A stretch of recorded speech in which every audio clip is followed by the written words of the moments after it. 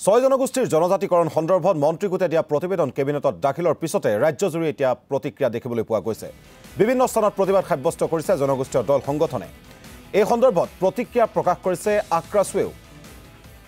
আৰু আমি পোনপটীয়াকৈ সংযোজিত হৈছোঁ আমাৰ বঙাইগাঁৱৰ ব্যুৰো সীমান্ত চৌধুৰীৰ সৈতে। সীমান্ত চৌধুৰী, আপোনাৰ ওচৰলৈ আহিছোঁ। হয় দেৱপ্ৰতিম সাহেব, ছয় জনগোষ্ঠীৰ জনজাতিকৰণৰ ওপৰত কেবিনেটত মন্ত্ৰীগোটে দিয়া প্ৰতিবেদন দাখিল হোৱাৰ পিছতেই ৰাজ্যজুৰি জনজাতিসকলে বৰ্তমানৰ জনজাতিসকলে প্ৰতিক্ৰিয়া ব্যক্ত কৰিছে। প্ৰতিবাদত উত্তাল হৈছিলে যোৱাকালি ৰাজ্য, আৰু তাৰ পিছত দশক ধৰি আন্দোলন কৰি অহা জনজাতিকৰণৰ দাবীৰে আন্দোলন কৰি অহা ছয় জনগোষ্ঠীয় যিসমূহ দল সংগঠন আছে তেওঁলোকৰ মন্তব্য কেনে হ'ব? মই বঙাইগাঁৱৰ আক্ৰাছুৰ মুখ্য কাৰ্যালয়ত এই মুহূৰ্তত আছোঁ। আক্ৰাছুৰ মুখ্য উপদেষ্টাগৰাকী আছে ক্ষিতিশ বৰ্মন। তেওঁলোকৰ প্ৰতিক্ৰিয়া কি হ'ব মই জানিবলৈ যত্ন কৰিম এই মুহূৰ্তত। কেনে প্ৰতিক্ৰিয়া হ'ব? ৰাজ্যজুৰি বৰ্তমানৰ জনজাতিসকলে প্ৰতিবাদ সাব্যস্ত কৰিছে মন্ত্ৰীগোটৰ প্ৰতিবেদন দাখিলৰ পিছতেই কেবিনেটত। চাওক, আজি আমি কোচ ৰাজবংশী জনগোষ্ঠীৰ লগতে আৰু 5টা জনগোষ্ঠী আমি ঐক্যবদ্ধ হৈ ছয় জনগোষ্ঠীৰ যি প্ৰতিবেদন, সেই প্ৰতিবেদনখন সদনত কেবিনেটত উত্থাপন হোৱাৰ লগে লগে ট্ৰাইবেল জনগোষ্ঠীৰ যিসকল ব্যক্তি আছে তেওঁলোকে ছয় জনগোষ্ঠীৰ বিৰুদ্ধে যি ধৰণে আজি বিৰোধিতা কৰি ধৰ্ণা কাৰ্যসূচী লৈছে, মই ভাবোঁ যে দুখৰ বিষয়, এইটো লজ্জাজনক কথা হ'ব। কাৰণ আমি কোনো জনগোষ্ঠীৰ বিৰোধিতা কৰা নাই, কাৰণ আমি কোনো জনগোষ্ঠীৰ ক্ষতি হোৱাটো আমি বিচৰা নাই। আমি বিচাৰিছোঁ যে ছয় জনগোষ্ঠী আমি বিচাৰিছোঁ আজি দীৰ্ঘদিনৰ পৰাই জনজাতিকৰণৰ যি সমস্যাটো সমাধানৰ কাৰণে, আৰু এই সমাধানটো একচুৱেলি চৰকাৰৰ হাতত। চৰকাৰে এই সমস্যাটো সমাধান কৰিব পাৰিব। চৰকাৰেই জানে যে ছয় জনগোষ্ঠীৰ জনজাতিকৰণৰ কি ধৰণে সমস্যাটো সমাধান কৰিব। অসম চৰকাৰ, কেন্দ্ৰীয় চৰকাৰ, তেওঁলোকৰ যি সংবিধানৰ গণ্ডিৰ ভিতৰত যিসকল জনগোষ্ঠীয়ে তেওঁলোকে পোৱাৰ যোগ্য হয় তেওঁলোকক নিশ্চয় চৰকাৰে দিব।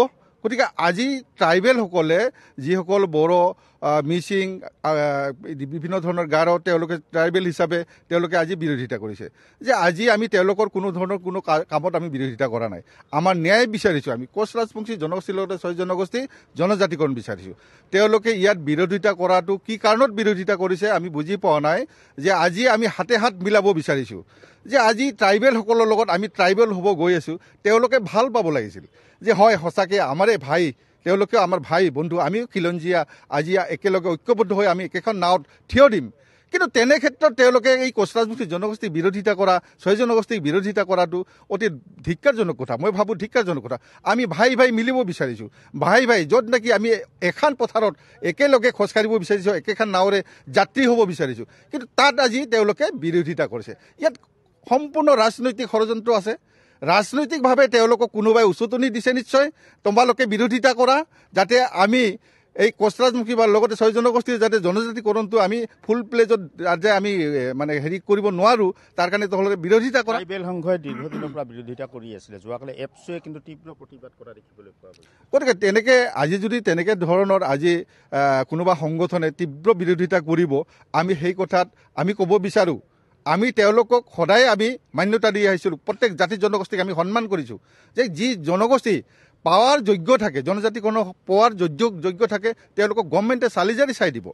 তাততো তেওঁলোকে বিৰোধিতা কৰিলে কি হ'ব? এইবিলাক হাস্যকৰ কথা। তেওঁলোকে বিৰোধিতা কৰিব পাৰে, তেওঁলোকৰ কাম তেওঁলোকে কৰক, আমাৰ কাম আমি কৰি যাম।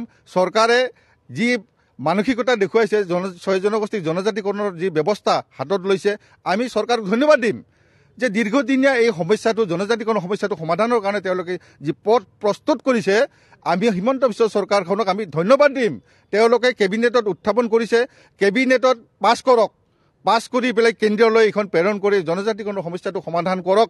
নিশ্চয় আমি বিজেপি চৰকাৰক ধন্যবাদ দিম, বা দিম। কাৰণ আমি জানো যে হিমন্ত বিশ্ব চৰকাৰখনে হিমন্ত বিশ্ব মামাই এই জনজাতিকৰণৰ সমস্যাটো সমাধান কৰিব পাৰে। অকল তেওঁৰ সদিচ্ছাৰ অভাৱ আছিল, আৰু এতিয়া মই ভাবোঁ যে এইবাৰে তেখেতে জনজাতিকৰণৰ সমস্যাটো যে সমাধান কৰিব, তেখেতে ইতিমধ্যে কিছু কথা হ'লেও উমান দেখুৱাইছে। তেওঁ আশা কৰিব পাৰি নেকি? আমি ভাবিছোঁ যে তেওঁলোকে চৰকাৰখনে আজি যেনেকৈ নহওক কোচ ৰাজবংশী জনজাতিকৰণৰ সমস্যাটো সমাধান কৰিব বুলি আমি আস্থাত আছোঁ।